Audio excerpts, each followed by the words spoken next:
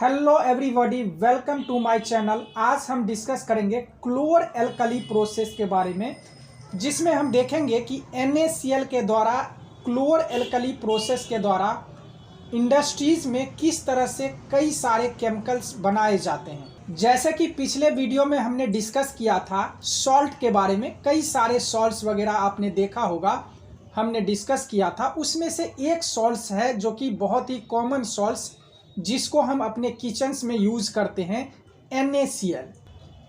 तो NaCl किस तरह से बनता है इसके बारे में हम डिस्कस कर चुके हैं कि एक स्ट्रॉन्ग एसिड यानी HCl, दूसरा एक स्ट्रॉन्ग बेस NaOH, इन दोनों का जब रिएक्शन होता है तो NaCl हमें मिलता है और साथ में वाटर रिलीज होता है, वाटर भी फॉर्म होता है। तो NaCl किस तरह का सॉल्ट होता है? ये एक न्यूट्रल सॉल्ट होता है। क्यों न्यूट्रल होता है? कि यहाँ पे एक स्ट्रॉन्ग एसिड है और दूसरा स्ट्रॉन्ग बेस है।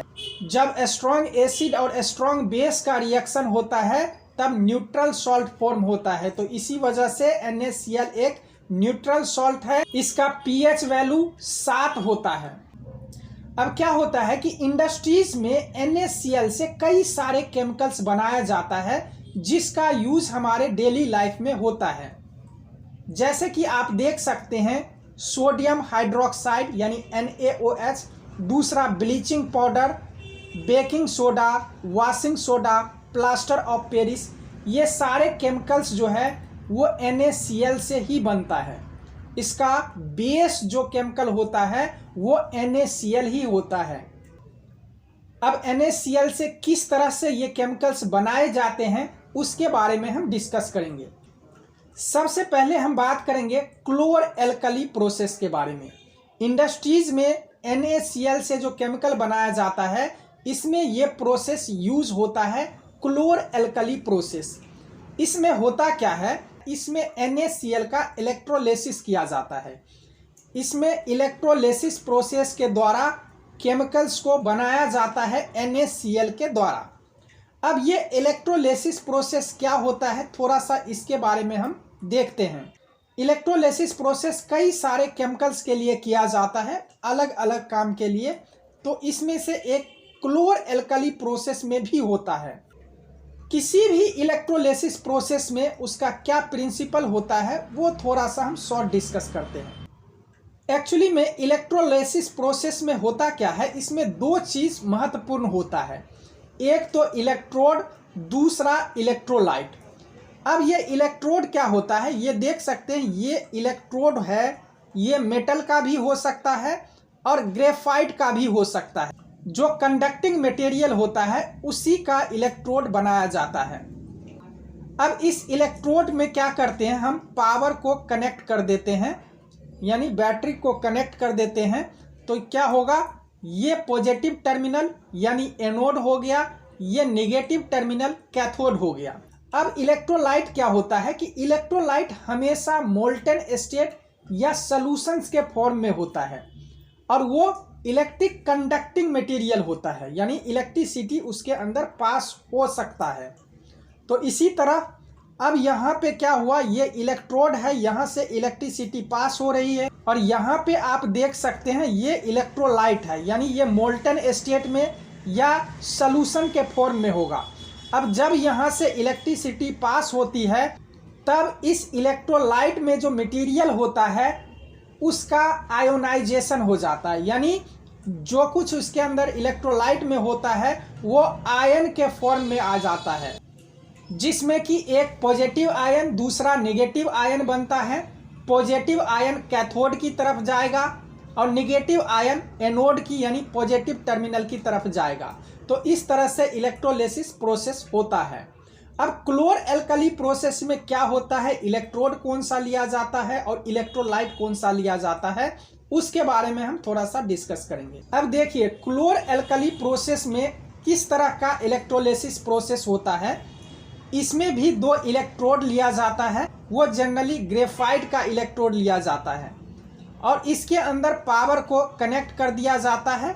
और जैसे अभी मैं आपको बताया कि इलेक्ट्रोलिसिस प्रोसेस में इलेक्ट्रोलाइट का होना जरूरी है, अब क्लोर एल्कली प्रोसेस में इलेक्ट्रोलाइट क्या होगा, ये होता है ब्राइन सॉल्यूशन। NaCl और वाटर का घोल होता है।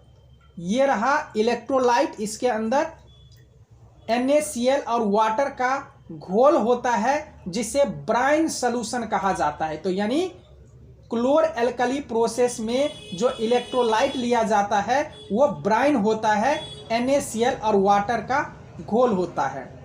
अब यहाँ पे क्या हुआ कि जैसे ही पावर ऑन कर दिया तो इलेक्ट्रोड के थ्रू करंट पास होना शुरू हो जाता है और इलेक्ट्रोलाइट के अंदर जाता है, तो यहाँ भी इलेक्ट्रिसिटी पास होने लगता है, क्योंकि इलेक्ट्रोलाइट जो होता है वो कंडक्टिंग मटेरियल होता है। अब जब इलेक्ट्रोलाइट में इलेक्ट्रिसिटी पास होना शुरू होता है तो वो जो मटेरियल होता है इलेक्ट्रोलाइट का वो आयोनाइज्ड हो जाता है। तो इलेक्ट्रोलाइट में क्या होता है, वाटर होता है यानी H2O और दूसरा NaCl होता है। तो NaCl और वाटर जो है आयोनाइज्ड हो जाता है, तो Cl माइनस हो जाता है और Na प्लस हो जाता है। उसी तरह वाटर भी आयोनाइज्ड हो जाता है हाइड्रोजन और OH माइनस में। तो इस तरह से क्या होगा, नेगेटिव जो चीज़ है वो इस तरफ जाएगा यानी पॉजिटिव की तरफ, और पॉजिटिव चीज़ जो होता है Na प्लस वो कहाँ जाएगा, इस तरफ जाएगा, नेगेटिव की तरफ। अब इससे होता क्या है कि इस क्लोर एल्कली प्रोसेस के दौरान क्लोरीन गैस निकलने लग जाता है बाहर और इधर हाइड्रोजन गैस निकलने लग जाता है बाहर, और साथ में जो प्रोडक्ट मिलता है NaOH यानी सोडियम हाइड्रोक्साइड, जिसे कास्टिक सोडा भी कहा जाता है। ये देख सकते हैं, ये है कास्टिक सोडा NaOH। ये बनता है क्लोर एल्कली प्रोसेस के दौरान जब NaCl और वाटर का सॉल्यूशन जिसे ब्राइन कहा जाता है उसको हम इलेक्ट्रोलिसिस करते हैं, और इलेक्ट्रोलिसिस करने के बाद हमें मिलता है NaOH यानी सोडियम हाइड्रोक्साइड कास्टिक सोडा, और साथ में क्लोरीन गैस और हाइड्रोजन गैस निकलता है। अब क्लोर एल्कली प्रोसेस से जो हमें प्रोडक्ट मिलता है उसका क्या यूज करते हैं। पहला, hydrogen gas used as fuel और अमोनिया बनाने के लिए फर्टिलाइजर इंडस्ट्रीज में इसका यूज किया जाता है। दूसरा, क्लोरीन गैस का यूज होता है वाटर ट्रीटमेंट के लिए, PVC को मैन्युफैक्चरिंग करने के लिए, क्लोरोफ्लोरोकार्बन में पेस्टिसाइड बनाने के लिए, और ब्लीचिंग पाउडर बनाने में भी इसका यूज किया जाता है। और तीसरा जो हमें प्रोडक्ट मिलता है sodium hydroxide. Sodium hydroxide is used for degreasing of metal, manufacturing of papers, soap, detergent, artificial fibres, bleach etcetera. तो इस तरह से तीनों प्रोडक्ट का इंडस्ट्रीज में यूज किया जाता है। अब हम दूसरा प्रोडक्ट की बात करेंगे, ब्लीचिंग पाउडर। अब ब्लीचिंग पाउडर कैसे बनता है, जैसे कि आप लोग जानते होंगे कि ब्लीचिंग पाउडर का बहुत ही यूज होता है केमिकल इंडस्ट्रीज में, आपके दैनिक जीवन में भी यूज होता है इसका। जैसे फेस में ब्लीच करते हैं तो इसी ब्लीचिंग पाउडर का यूज किया जाता है। तो इसको कैसे बनाया जाता है ब्लीचिंग पाउडर को, तो सबसे पहले ब्लीचिंग पाउडर का केमिकल फॉर्मूला क्या होता है, CaOCl2। ये एग्जाम में काफ़ी बार पूछा जाता है, ब्लीचिंग पाउडर का केमिकल फॉर्मूला क्या होता है। ये कैसे फॉर्म होता है, क्लोरीन गैस के साथ जब ड्राई स्लैंक लैम्प का रिएक्शन होता है तो ब्लीचिंग पाउडर फॉर्म होता है, यानी ब्लीचिंग पाउडर बनता है। जैसे कि क्लोर एल्कली प्रोसेस से हमें क्लोरीन गैस प्राप्त हो गया।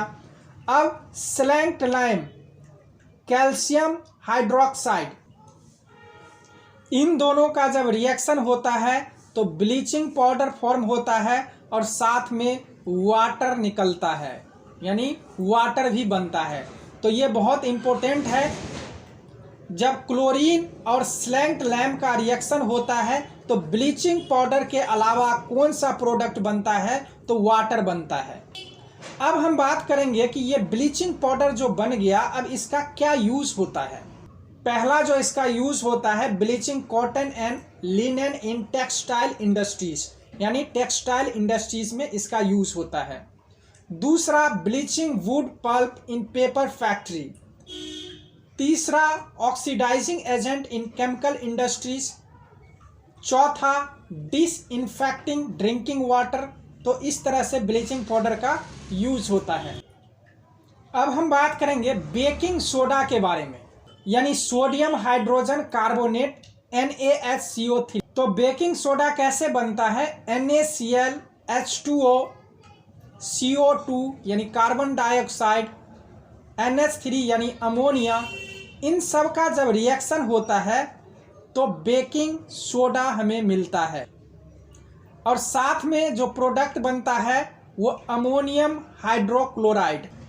अब बेकिंग सोडा का यूज क्या होता है, इसका जो यूज होता है फॉर मेकिंग बेकिंग पाउडर।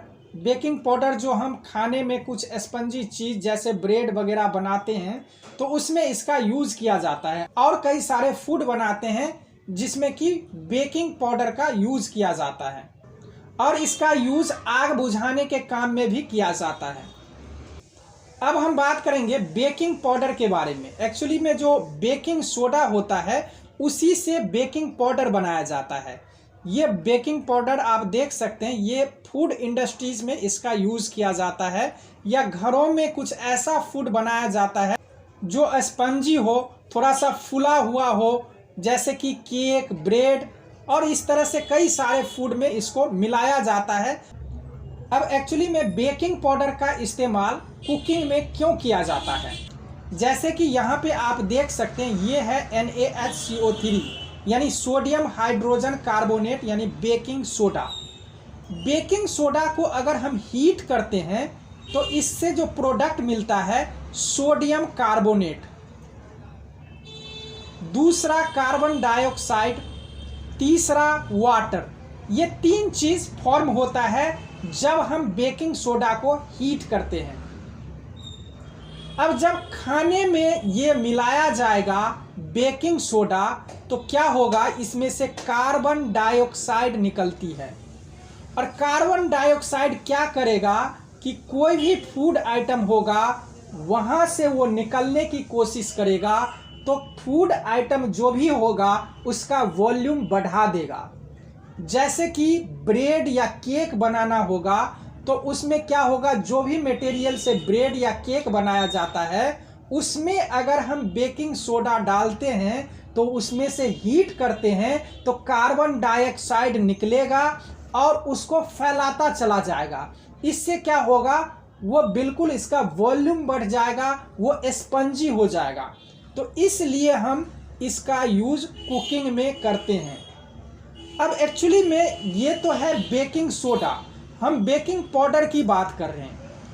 तो बेकिंग पाउडर बेकिंग सोडा से ही बनाया जाता है।